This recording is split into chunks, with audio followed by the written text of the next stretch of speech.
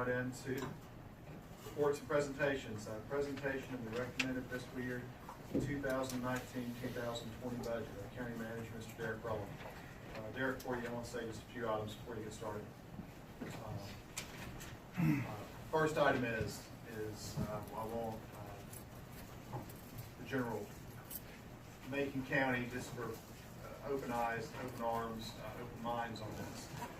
This board gave our county manager some direction of some priorities that we thought were important, some goals that we thought were important. And since we've had those meetings, we turned Derek loose, and he has been working. I have to say I've admired him diligently for the past at least 6 weeks to 2 months on this. And he's not only our county manager, but he's a close friend. So I've talked to him regularly, and I'm astounded at the quantity and the amount of time that he's been spending in his office, working after hours, early mornings, etc. I've called him in the office after 7 p.m., 8 p.m., 9 p.m. numerous times. So I know this budget's been weighing very hard on him because of a lot of additions, unfunded mandates, goals and priorities that we put on him. But this is the first time tonight, item number 2 that I want you to know, this is the first time tonight that we have heard this or seen this. I haven't seen it. I don't know what he's coming up with. So I know he's met with all of our department heads and some outside agencies, and he's taken all that information in. So this is our first time hearing this tonight too. And then after we hear his message tonight, we're going to set a budget agenda, and we'll start going through all the different departments, all the different outside agencies, and we'll start detailing through those in further discussion. Some of them will breeze right through, some of them are going to take a lot of work and a lot of discussion. I feel pretty confident about it. But we're looking forward to receiving that. And if anybody else would like to address the board, if not, we'll turn the county manager loose to see what he's coming up with. Good luck.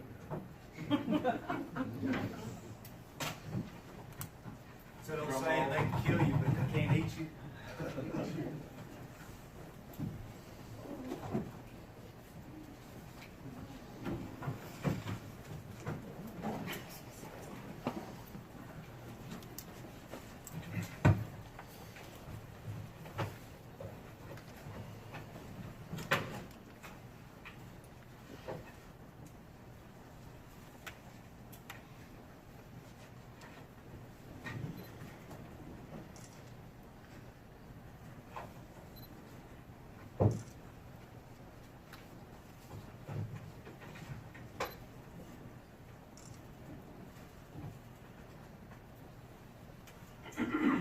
Thank you, Board, and I'd like to thank all the county employees and department heads that are here tonight, members of the school system, members of the town, members of our fire departments, and interested citizens.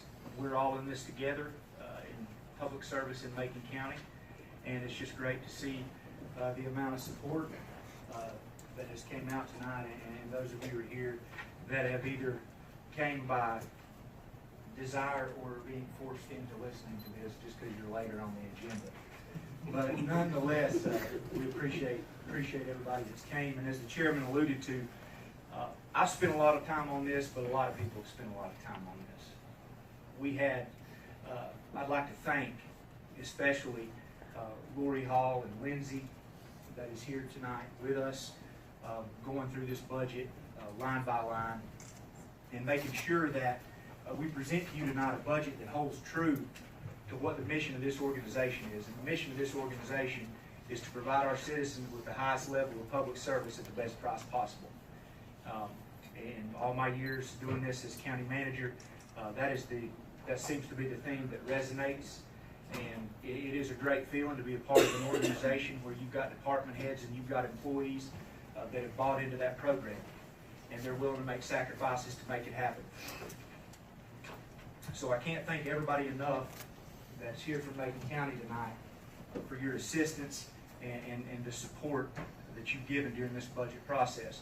And one that is not here tonight I'd like to thank is Pam Ledford. For about the last 2 weeks I've been MIA working on this budget in my office. Pam's had to fielding phone calls and really picking up my slack, so to speak, there while we focused 100% of our effort on this budget. The fiscal year 19-20 budget that we'll be discussing here tonight is at $52.8 million. It's about a 3.5% increase, or $1.8 million increase over prior year expenditures. And when you look back at previous budgets, here we go all the way back to the fiscal year 16. Fiscal year 16 to 17, we had a $1 million increase, as you can see here. Moving on from FY17 into FY18, had about a $1.9 million increase. And then from 18 to 19, there was a $1.4 million increase. So when you put that $1.8 million increase in 2020, that'll give you an average over this time period of about $1.2 million. So at this level of expenditures, we're able to maintain our current service level throughout the budget. And through prioritization and gained efficiencies, when we were reviewing this budget with each of the department heads, we have attempted to minimize what I will show you tonight, the impact of the increased costs that this organization, along with every organization in North Carolina and across the country, is experiencing with respect to benefit increases. So we attempted to minimize that as best we could as we were discussing this budget. And how would we do that? Well, when you look at non-salary and benefit related operating expenses within our operating budget, that's going to account for about $7.8 million across each function, or it did account for $7.8 million in FY18-19.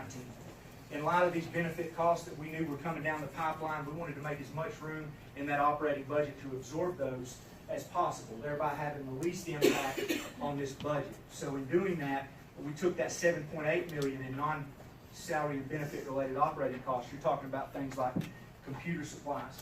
You're talking about things like gasoline. You're talking about things like supplies, custodial supplies. We were able to go in there through this prioritization and through efficiencies we've picked up, which to mention one is listed in the highlights of your budget section. We have calculated the savings that we have received as a result of upgrading to a voice over IP phone system countywide. It was calculated this year at $116,000 that we've saved after a year of runtime on this new phone system. So things like that enabled us to go in here and try to make room for these increases that we knew were coming, thereby, again, minimizing the impact on the budget. Another thing this allowed us to do is it allowed us to direct any new revenue that was coming into the budget, as Commissioner Taylor alluded to the priorities that had been set for this organization by the board prior to moving in to this budget process. At a projected $22.6 million, our fund balance in the general fund is going to continue to provide us with a high degree of financial security. And this isn't just frothy talk. We saw this play out in practice. If you'll go back to 2008, when the recession hit, Macon County kept right on trucking. Other counties were having to lay off and furlough employees. Macon County was building schools. And that goes back and is directly attributable to this fund balance position that we have tried to maintain throughout the years. As we plan for capital projects moving forward, each of you recall we're right now at the end of the space needs analysis process, which the group has came in and evaluated all of our facilities and looked at how these facilities currently do or do not meet the uses that they are intended for. They're looking at them from the ground up, including all the operating systems, and are going to basically prioritize that $150 million worth of capital projects that were identified in our capital improvement plan. And again, that $150 million includes requests from not only county departments, but the school system, Southwestern Community College, and basically all the organizations that we're tied to. It lays out those capital projects. So as we move ahead and complete this phase of the space needs analysis, we're getting, if you will, to where the rubber's going to meet the road. And this $22.6 million is going to give us the ability not only to complete these projects, but ensure that these projects have a minimal impact on our operating budget. Now, what do I mean by that?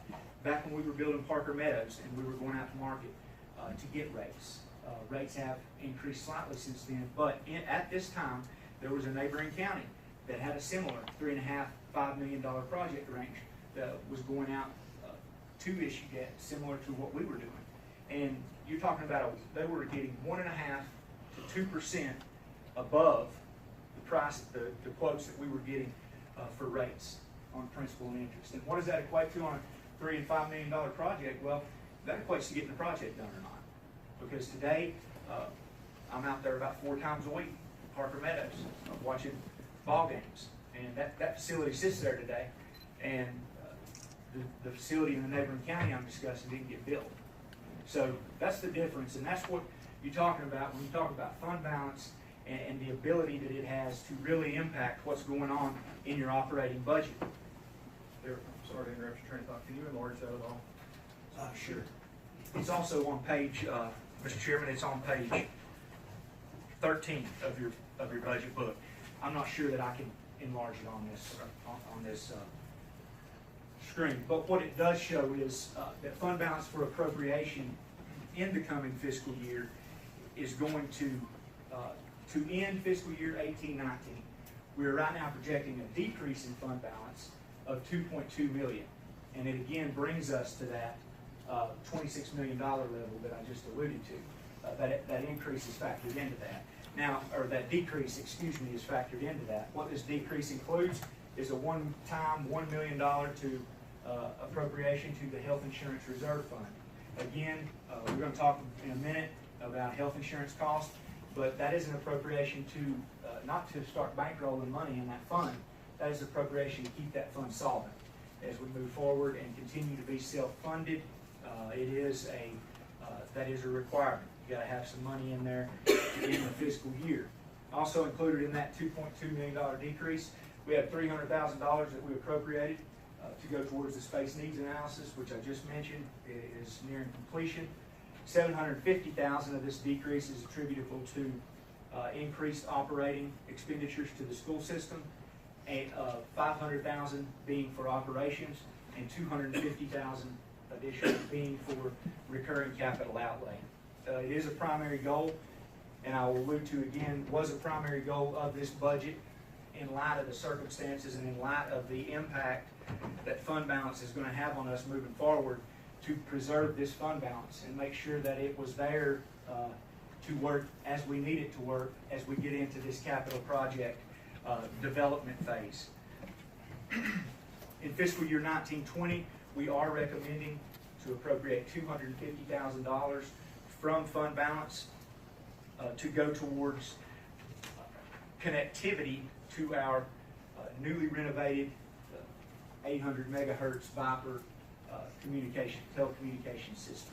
What this will enable us to do is it will enable us right now to purchase handheld units, the subscriber units that are compatible with this upgraded telecommunications infrastructure for members at each of our 11 volunteer fire departments.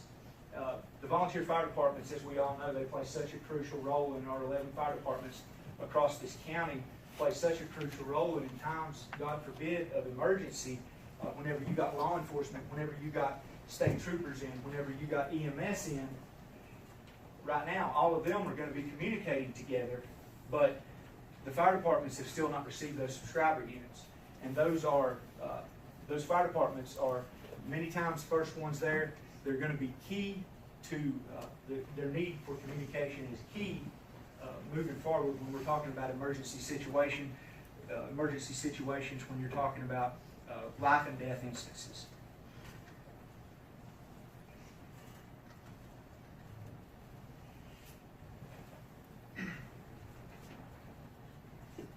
Our debt service, we're going to see a slight increase coming up in 2019.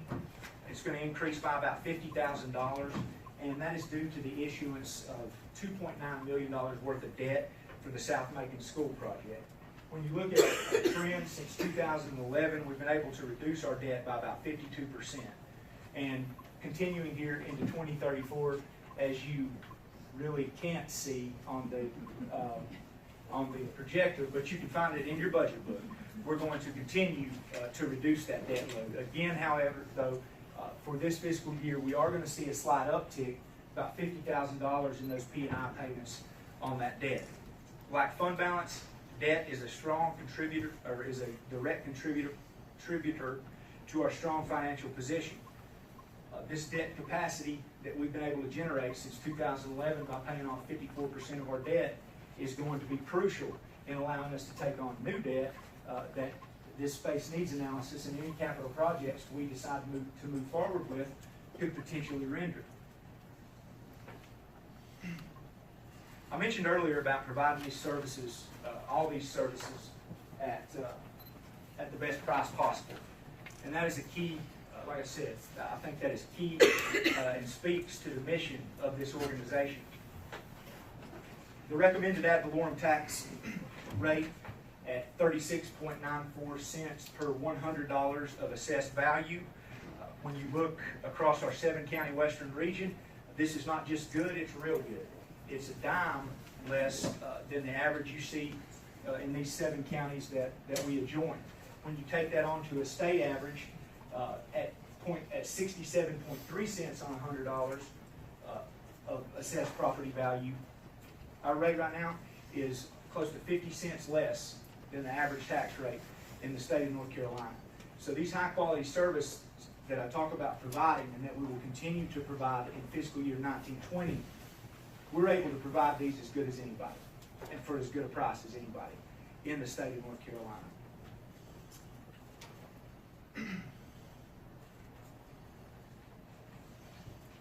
So, looking at our revenues or what has went in, what is going into this budget, just to go back, the theme of this presentation, we'll discuss the revenues here first on top.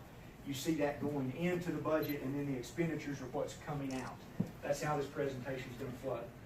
So moving into the revenues, you see here that tax collections and sales tax at 57% and 16% respectively make up the primary revenue sources in the general fund.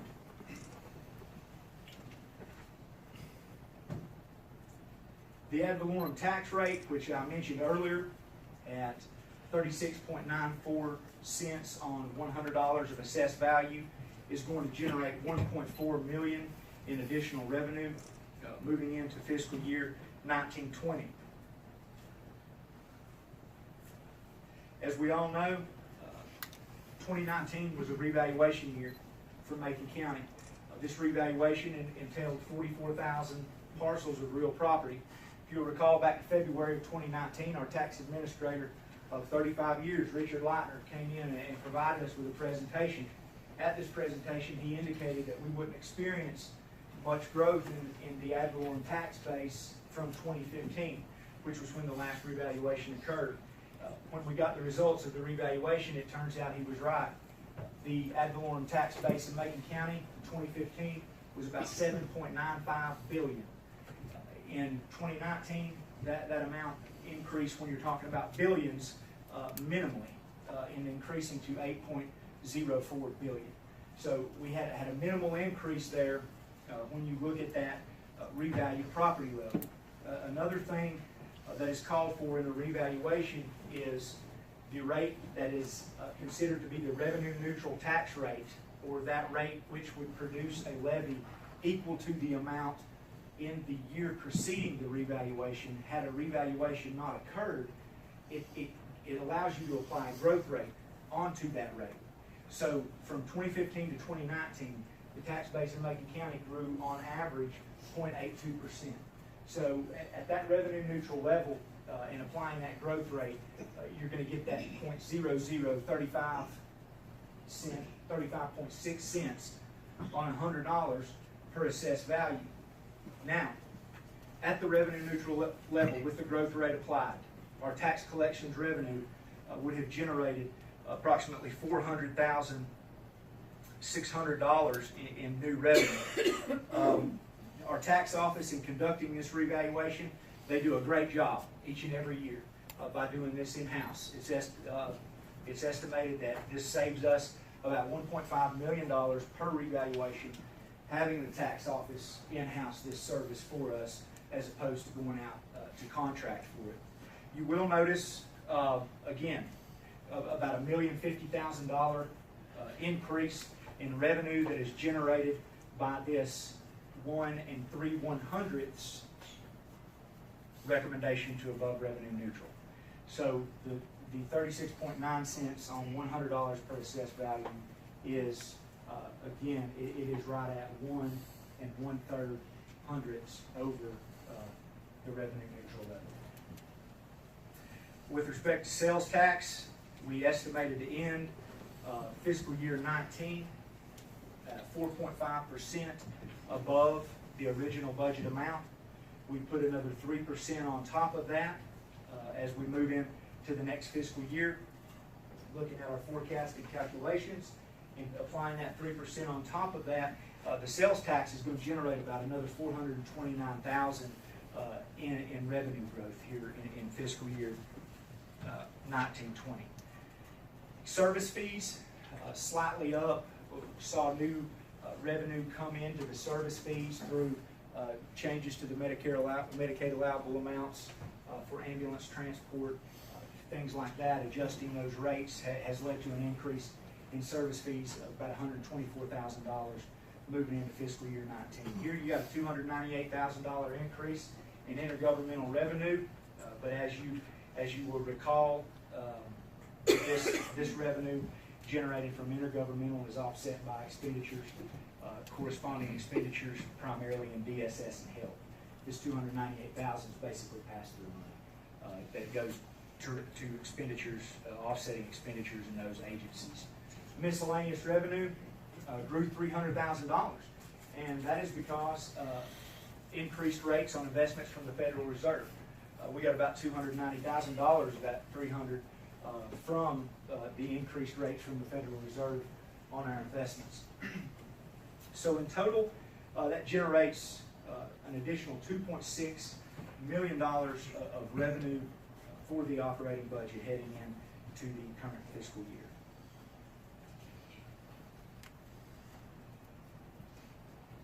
When we look at expenditures, or what's coming out of this budget, the first thing that I'll draw your attention to is here, the priority areas. Here in public safety, it accounts for about $15.4 million, or 29% of this budget. That is a priority area within this budget, as we had the courthouse security project, which we'll discuss briefly here in a second. Also, over here at 19% is public education, which is another priority area, as indicated in fiscal year 18-19 through the increased funding provided to the school system following the recommended budget. When you look at human services here, it's $12.7 million. Only $4.4 million of this is accounted for by local funds, and we'll discuss that here in a minute. So, but I just wanted to give you a look at those expenditures to let you know that the priorities remain in those areas.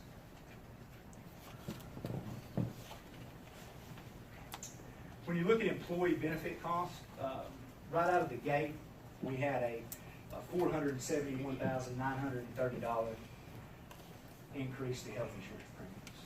And this amount is representative of about a 10.9% increase in our health insurance premiums.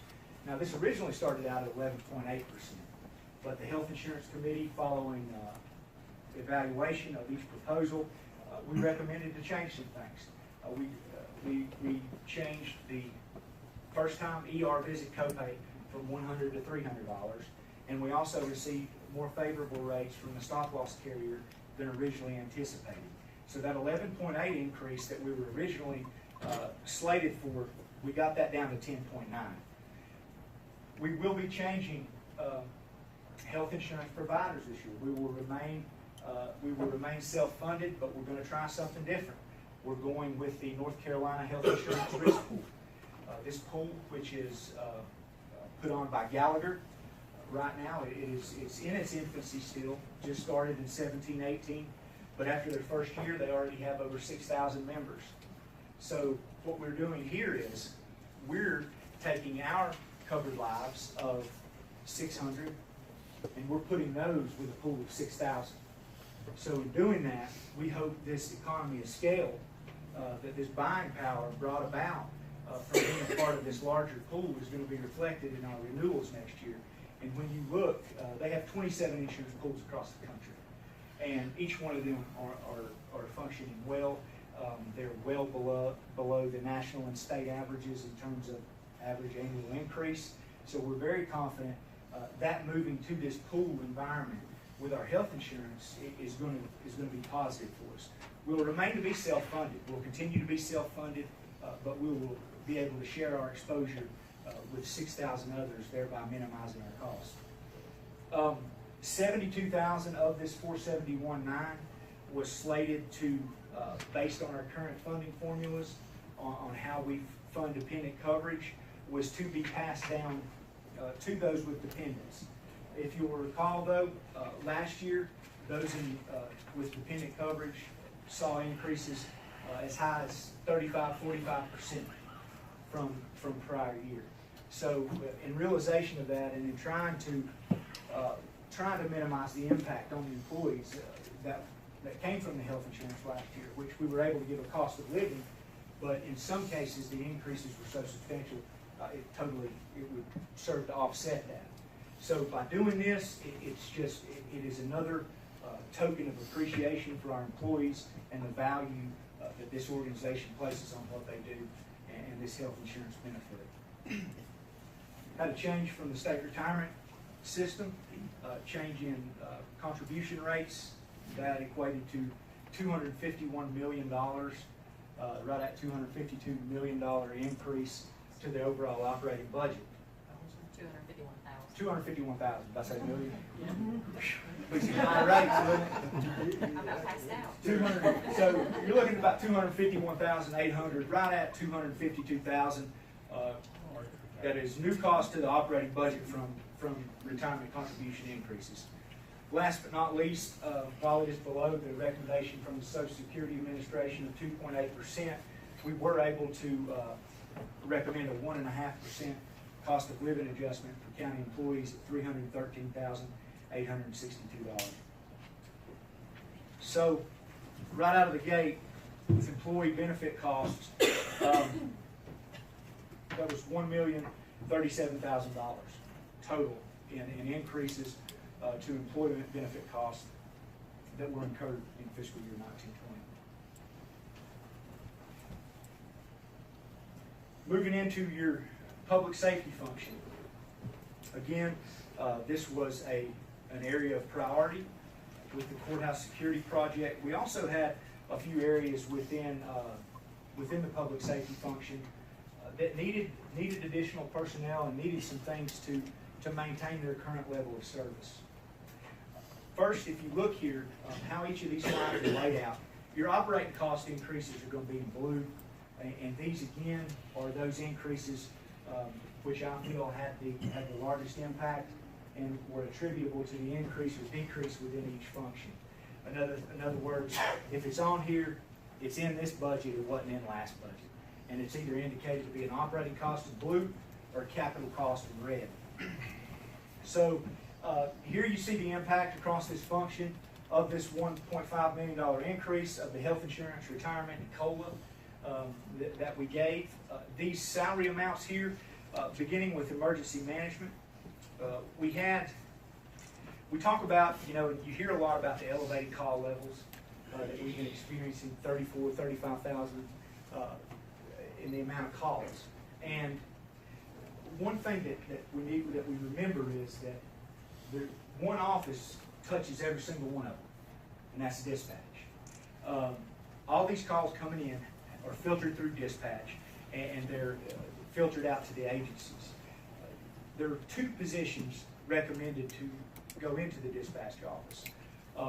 Since 1994, this will make 4 positions that we've added to the dispatch office. And you can only imagine the amount of calls today compared to the amount of calls we were receiving in 1994. But what we're doing here is these new positions will increase staffing levels during these peak times of 7 a.m. to 10 p.m. or 7 a.m. to 10 a.m. and 10 a.m. to 7 p.m. They'll increase them from 2 to 3 during the 7 a.m. to 10 a.m. and it will increase from 3 to 4 staff during 10 a.m. to 7 p.m. And when you look at the CAD reports, what this is doing is, during these peak times, we're really seeing an impact that these dispatchers are able to stay on the line with the folks that are calling in and get these directions and get this information that is so pertinent to giving these guys and gals on the back end the information they need to go into these situations. So, being able to have that increase in time on the line with those callers is going to be an extreme benefit and help us handle this increased call load. What we saw here, in terms of an efficiency, effectiveness measure, consistently on these CAD reports, the time to answer statistics are falling under 10 seconds, and they're falling out of the 10-second threshold that has been established. We want to answer 95% of those calls within 10 seconds. And right now, with this increased call volume during these peak times, it continues to take away from our ability to do that. So we hope to address that with these two positions. The operating cost in blue here again is the salaries only. The health insurance, retirement, and COLA have been factored into the benefits of the overall function in blue. Just to try to give you a true picture there. EMS, one paramedic position will be added. What we have saw in EMS, of course, still the call levels remain elevated. We are seeing more calls shift from the Nantahala Highlands area into the Franklin area. Combined with that, we're having a greater number of transports that we're having to take out of county as compared to the year before. And in doing that, it's creating a situation where we're having to use a lot of part-time to help fill this shift. So in adding this EMS position, we'll be able to add a 24/72 hour shift in Franklin. We'll be able to complete that shift and allow to free up that part-time, which helps with our community paramedic program, which again, the service provided by the community paramedic program has increased substantially from 17 to 18 to 18, 19. Also, highlighted here in red, we'll be as budgeted for a new ambulance. And right now, our ambulance fleet is average age of 9 years old and average mileage of 122,000 miles. The $296,000 number is representative of a new ambulance that can be added to this fleet to help lower that average age and reduce that mileage. These are the vehicles that reliability matters most. And so we wanted to focus that funding here to allow EMS to continue to maintain that current high service level. Also budgeted, again, I told you this is the increases only.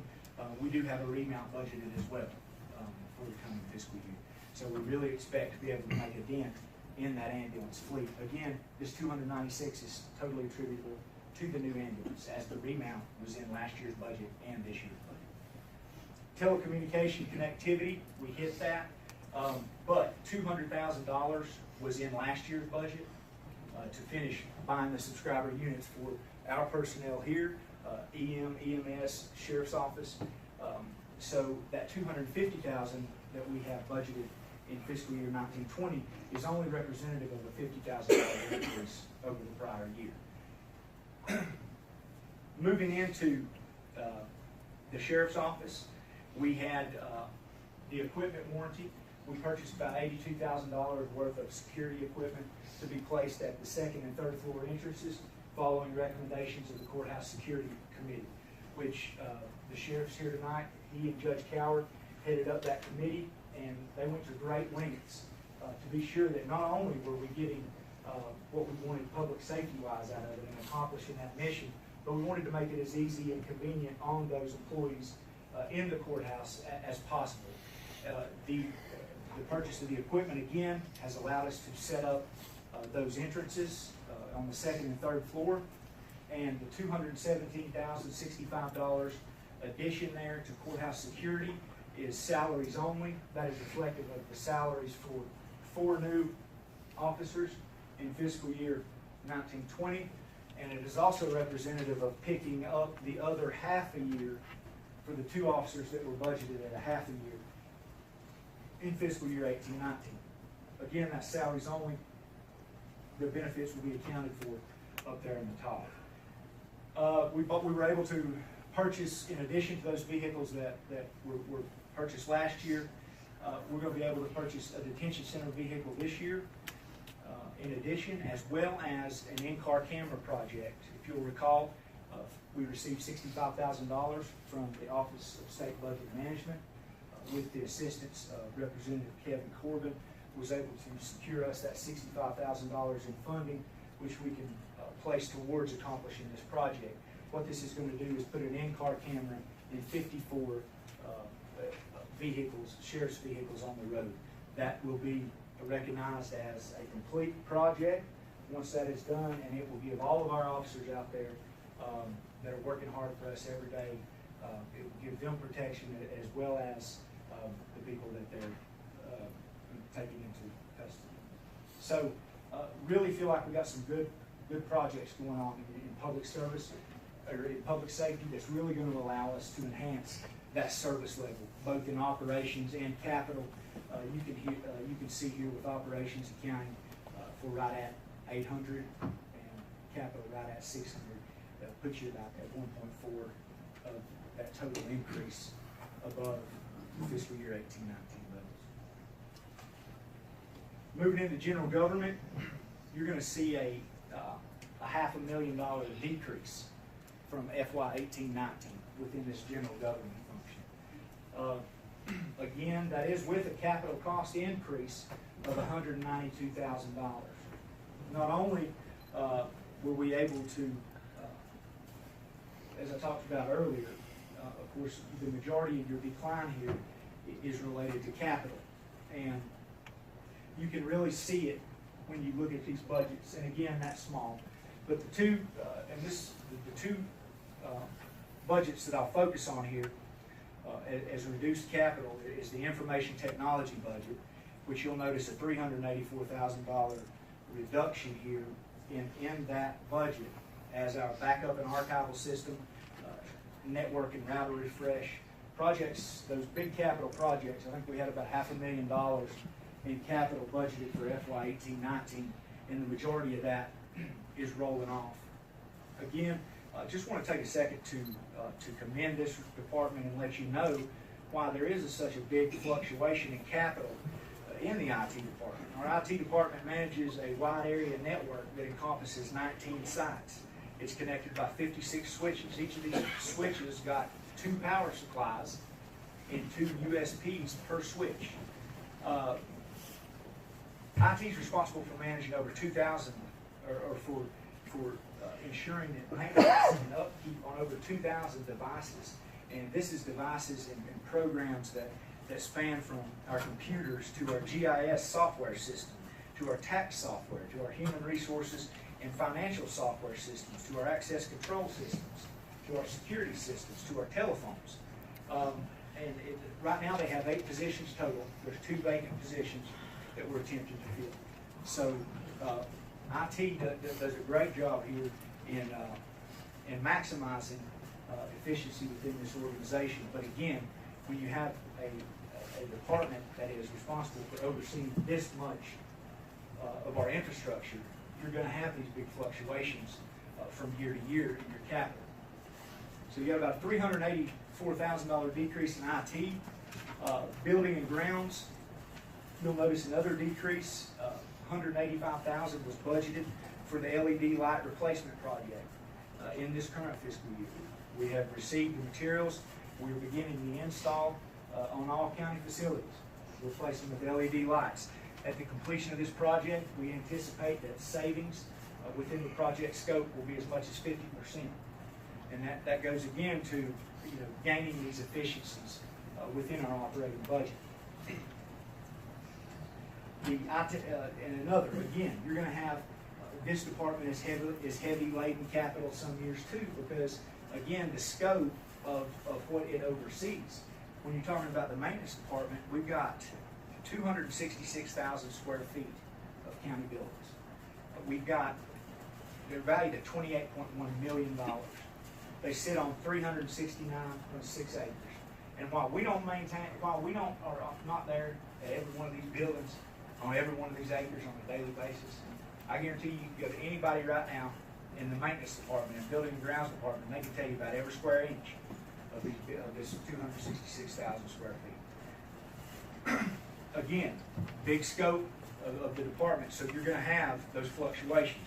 Looking here across the rest of the budget, though, you'll see that general government expenditures, again, we're still in the general government function. These expenditures are at a flat, if not decreased level from fiscal year 18-19.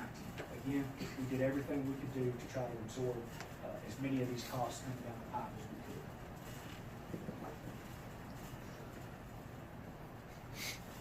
could. Moving into transportation.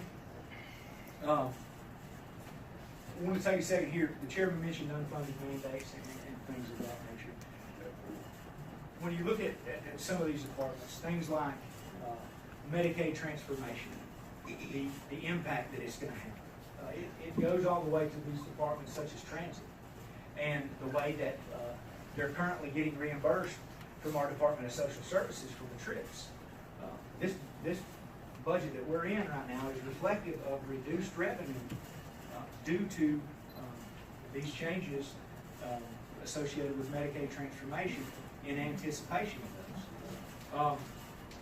But I say that to say that when you talk about gain efficiency, when you talk about going outside, thinking outside of the box, trying to pursue other funding sources to make up for lost revenue, since fiscal year 17, all transit vehicles have been upfitted with an alternative fuel propane option.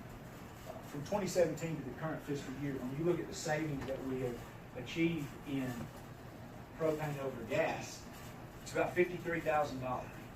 And furthermore, the advertising program, which was approved this fiscal year, we've received $23,000 in revenue from that advertising program that Transit implemented in fiscal year 18-19.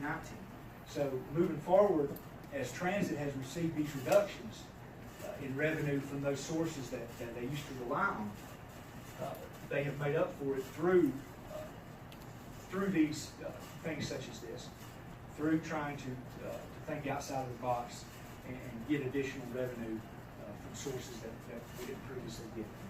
And they've done an excellent job. Just wanted to touch on that. Transportation function, it includes transit and airport. It's going to decrease by $129,000 from the current fiscal year. This is due to capital. In 18-19, we purchased 3 new lift-equipped vans. While it's only a 10% county match, the entire $210,000 has to be reflected as an expenditure. In fiscal year 19-20, we're purchasing 1 van. And while it is a 10% county match again, the $80,000 total expenditure has to be reflected. So when you look at this, this operating decrease in capital largely offsets the $26,600 increase in operating, again leading you to that net decrease in the transportation function for 19-20. Economic and fiscal development. Here, the operating expenditures are a result of the career ladder structure for county extension agents, which was implemented in April of 2019 by the Cooperative Extension Office. This career ladder structure attempts to address compression within the state pay plan. We received a letter in April informing us that the Cooperative Extension Office would be picking up the career ladder structure increases through the remainder of the fiscal year, but that we were expecting as a county to pick them up moving forward. So we provide about 42% of the Cooperative Extension total salary. The rest comes from North Carolina State University. So this is representative of that career ladder structure implementation in the Cooperative Extension Office. And again, that is statewide, and we pay for approximately 42%. Capital spending here will increase by $34,000. This is for a new Cooperative Extension van to be used for 4-H. They're constantly, the current van they have is 131,000 miles on it. It's 14 years old. It's riddled with maintenance issues time after time and can't stay out of the shop. And in the summer, they're using this multiple times per week. So we've developed transit in the garage, developed a vehicle ranking system that we have put all of our vehicles into and assigned point values for things such as mileage, age, type of use. And we were able during this budget process to put this information in and have it spit out those vehicles that were priority for replacement. So that was a very nice tool to have during this budget process. It just brings it to the fact that this van was off the chart in terms of qualifying for replacement. So that $52,000 increase there again, with the operating capital increases that I just discussed, that's where that. Human services, $789,000 increase over the current fiscal year budget that we're in. Only $138,000 of this, however, is attributable to county funding. As I mentioned earlier, we only fund about $4 million of that $12 million overall expenditure to health and human services. So at this level and at this level of expenditures in the health department, we have discussed many times on the health board, we're having a problem retaining dentists, we're having a problem recruiting dentists. The health department wanted to see to it that these problems were resolved in recruitment and retention. They brought forth salary levels which were suggested as regionally competitive, and when we evaluated and found they were regionally competitive. So that has been included. That was an increase of approximately $29,225, and that's $29,225. But overall, you can see here that that's only a small portion of that salary and benefit increase, which was largely from health insurance, retirement, and COLA. So with that adjustment and the increases from the benefits, combined with replacement of equipment in our child dental clinic at $56,000, we're replacing the vacuum system and some chick sensors, which are for cleaning teeth, and the vacuum system, which is an integral part of their operation. We're going to be replacing that equipment. So you saw about a $56,000 increase in capital in that health and human services function. Moving on to DSS, down here, we had 2 part-time positions in senior services have been dissolved, and 1 position has been created to man the front desk at senior services. Primary objective here, they have a new kiosk that basically tracks the data for everybody that's coming into the senior services center and utilizing our services. It gives us information on who's coming in, what services they're utilizing, and it helps DSS and those at senior services know where to target their funding, know how to track services. But this kiosk, it requires some training and it requires some attention. And we were finding, with the part-time folks there, it's hard to get that training and to be able to invest in that training as part-time. So by putting a full-time position here, we hope to increase the efficiency of senior services by being able to fully use that new technology in that kiosk system at senior services. So that, along with salary and benefit, your 2 positions that you'll recall in child welfare that DSS came, I think it was in January or February, came before the board. We're still the NCFAS system, which has been attempted to then put in place, has created some organizational and workload nightmares. I think it's to put 1 case in. I think Patrick told me that it told us that night that it takes 23 steps to do what they used to do in one. So this has resulted in these caseworkers in child welfare having less time, spending more time behind the desk with this system and less time in the field helping those recipients of the service. That combined with the increasing number of children that we're seeing come into custody of the Department of Social Services. This board approved those two positions. This number here reflects $55,000 of that is attributable to DSS, those two new employees coming on for that full year. So overall, county funding increase to DSS and Human Services of $364,000. And here, you're primarily talking about operations, when you're talking about DSS, dissolve that position, and those two social services workers, plus this 226 includes their share of the cost of living adjustment and retirement increase listed here. So with that, we'll move into recreation cultural. Here, again, maintain that service level, finding efficiencies, minimizing the impact of forthcoming increases. Recreation had an operating increase of $17,900 to the health insurance, retirement, and COLA line items, which you'll notice here, the increase for the entire department for the entire function for fiscal year 1920 is $5,763. So that speaks to right there what we try to accomplish in each function heading into 1920.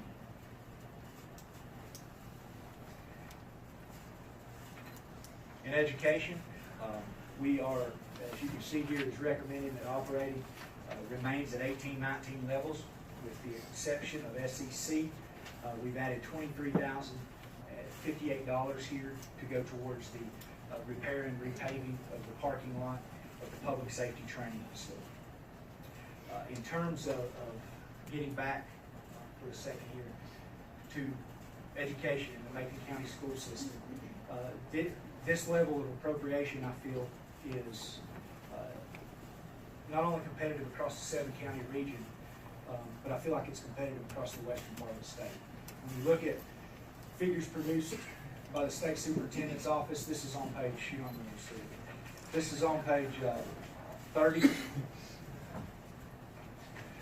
These figures were published in 2019 by the state superintendent's office, dealing with, and of these figures are your percent local funded per ADM and the average teacher salary. When you look at Macon County here compared to our 7-county western region, in percent local funded per ADM, again, according to the figures published by the state superintendent's office, Macon County is 2.5% above the regional average of 20.7%. And again, this is in 17-18. These numbers are from 17-18 prior to the additions that were made in 18-19. So in 17-18, when it's indicated here that we're 2.5% above that regional average of 20.7%, that was with funding for operations at $7.13 million, capital and technology at a combined $900,000. So moving into 1920 budget and 18-19 budget, after these figures, we have increased the funding amount for operations by $500,000 to $7.86 million. We've increased the funding for capital outlay and technology from $900,000 in fiscal year 17-18 to $1.15 million in fiscal year 18-19 and carrying forward into 1920. So as we move forward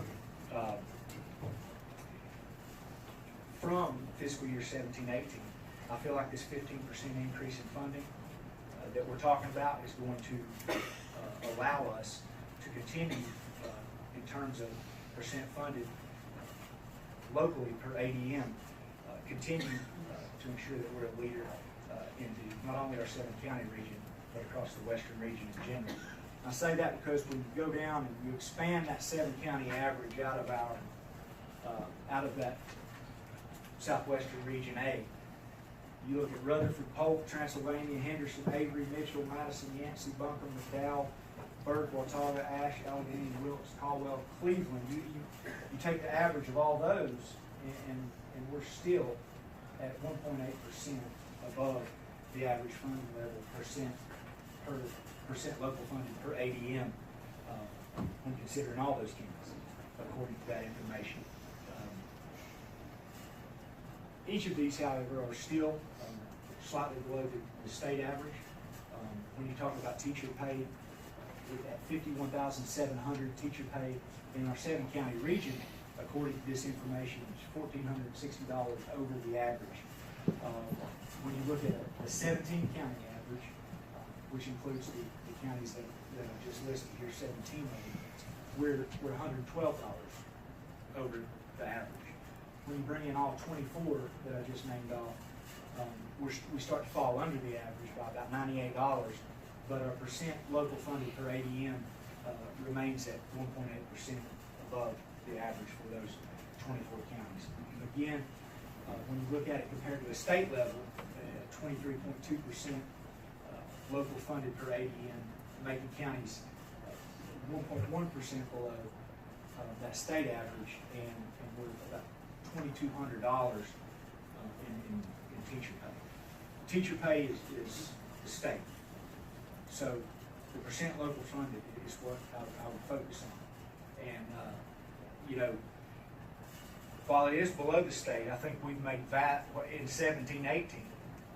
I think the enhancements we've made is going to put us not only on par with the West and the far West, not only above average for those, but it's going to put us up there with those state averages. We'll just have to wait and see how many new figures we produce. In addition, you know, in addition to that, moving into fiscal year 1920, also want to highlight that in reviewing this budget, it appears that in reviewing the State House of Representatives proposed budget, it appears like the salary, any substantial impacts that would result from salary increases are going to be directed toward those longer serving teachers, which should not be included on the local rolls. Secondly, the House of Representatives is proposing an increase in funding for school supplies in the coming fiscal year. You know, these plans, plus when you look back at last fiscal year, the K-12 small schools appropriation that was received, things like that. You know, the environment's changing and the climate's changing. I believe strongly that we're doing it as good as anybody. So, in addition, I do want to mention, go back to $150,000. We have received a community health grant in the amount of $150,000. This is a partnership between our local health department and our school system, Western Carolina University. And what this is going to do, this one-time grant funding is going to allow us to start a school-based health clinic, which is going to provide resources for our children in the school system, including access to mental health professionals. So that's a giant leap and addresses a major area of concern that was brought before us from the school system in the current fiscal year. So in summary, with this slide, I'm going to attempt to illustrate to you why the increase above revenue neutral has been recommended. The column on the right here illustrates the total revenue when using the revenue neutral tax rate that would have been generated. Here, if you go back to one of the first slides we've seen, I know there's been a lot of water under the bridge since then, but rather than that 1.4 million, remember I said at revenue neutral, about $1,050,000 less. Or revenue neutral would generate $400,669 in revenue. So that has been, the recommended tax rate has been replaced with the revenue neutral rate for purposes of this illustration. The column on the left summarizes the increases and decreases that we've just summarized within each function of the general government budget. And I will zoom in to those you can see here.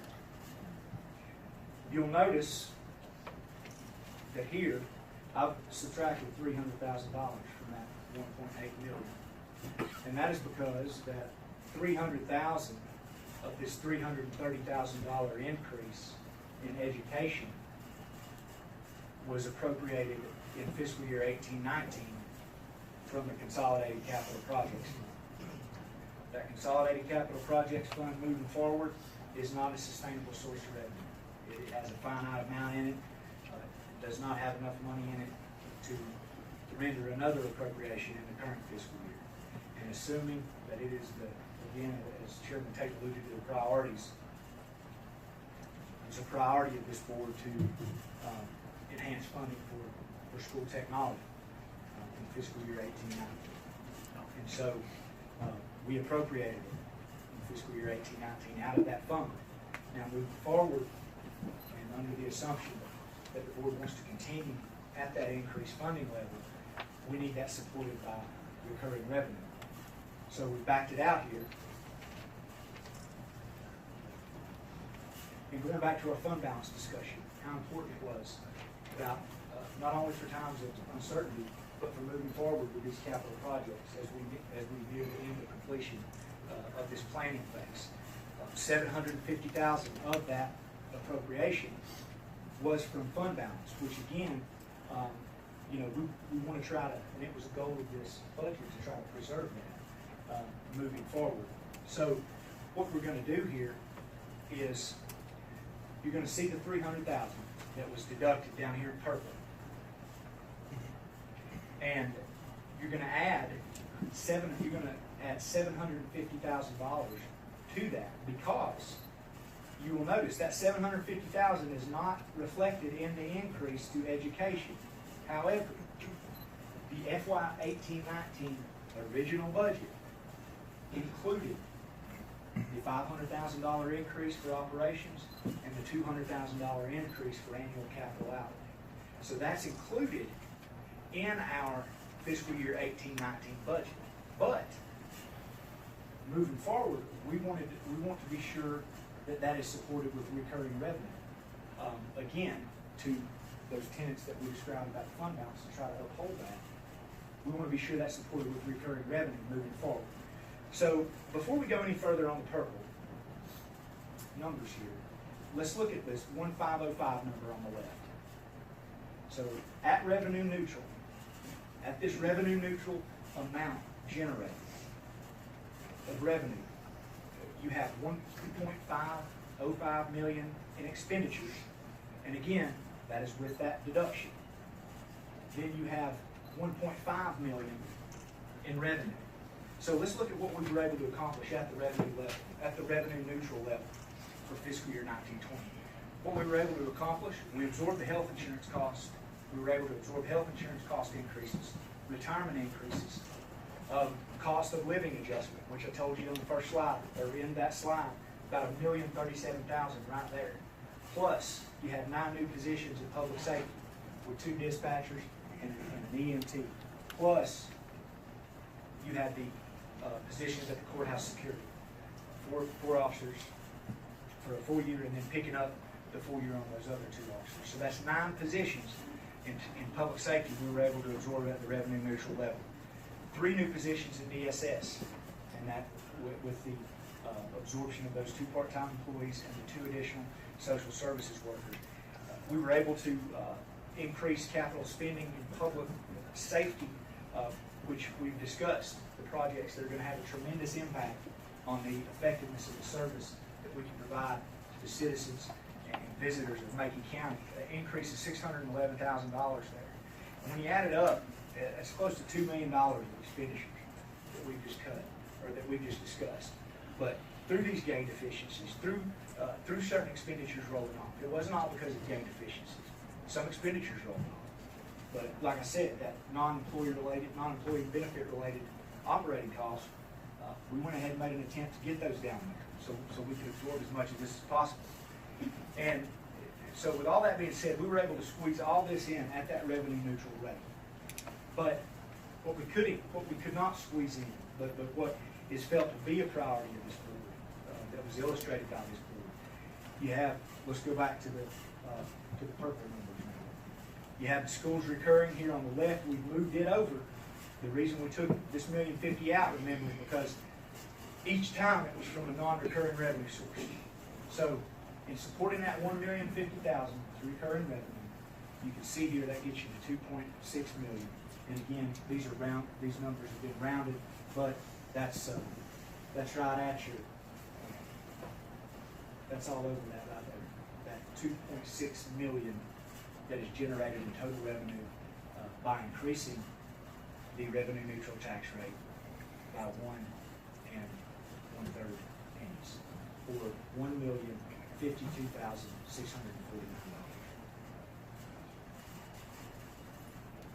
So, with that being said, I realize that we can't get into much detail here, but I just wanted to provide you with an overview of these increases and decreases, and highlight some of the guiding principles and some of the things that formulated our thought process during this budget. Again, I'm just the spokesman. This budget is representative of these department heads and these county employees, and it's an honor to come to work every day with each and every one of them. I'm proud to work alongside of them, and I feel like that what we have proposed here in fiscal year 1920, Chairman Tate, upholds the direction that you indicated at our January meeting of showing us a budget that gives us what we need to get the job done. And I'd like to thank this board and each and every person again for your consideration here, man. Eric, I think I missed something. You okay?